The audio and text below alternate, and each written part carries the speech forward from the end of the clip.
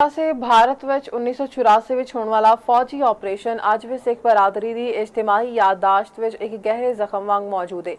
यह वाकया जिसनों operation blue star किया जाता है, इस दे दौरान भारतीय फौज ने अमृतसर विच वाकया सिखां दे मुकद्दस तरीन मुकाम गोल्डन टेंपल विच कार्रवाई की। 1984 का खूनी ऑपरेशन ब्लू स्टार सिखां दे मुकद्दस मकाम ते फौजी कार्रवाई गहरे जख्म अज भी ताज़ा। भारतीय वज़ीर आज़म इंदिरा गांधी दे हुक्म ते 1984 विच भारतीय फौज ने अमृतसर विच सिखां दे मुकद्दस तरीन मुकाम गोल्डन टेंपल उत्ते फौजी कार्रवाई की। इस ऑपरेशन विच हज़ारा सिख मारे गए। इस कार्रवाई का हदफ सिख रहनुमा जरनैल सिंह भिंडरावाला ते उन्हां दे साथी सन, जिन्हां ने गोल्डन टेंपल विच पनाह ले रखी सी। जरनैल सिंह भिंडरावाला भारत विच सिख हकूक दी तहरीक नाल वाबस्ता सन ते ओह इस हवाले नाल आवाज बुलंद कर रहे सन। भारतीय फौज ने गोल्डन टेंपल उत्ते भारी हथियार, टैंक ते तोपखाना इस्तेमाल किया। सरकारी आदादो शुमार के मुताबिक इस ऑपरेशन विच तकरीबन 400 सिख ते 83 फौजी हलाक होए, जबकि सिख बरादरी ए तादाद कई ज्यादा दस्ती है। अगरचा गोल्डन टेंपल नूं मुकम्मल तौर ते तबाही तों बचा लिया गया, पर अकाल तख्त ते इस नाल मुल्हिक इमारतां नूं शदीद नुकसान पहुंचा, जिन्हां दे असरात अज भी वाज़ेह।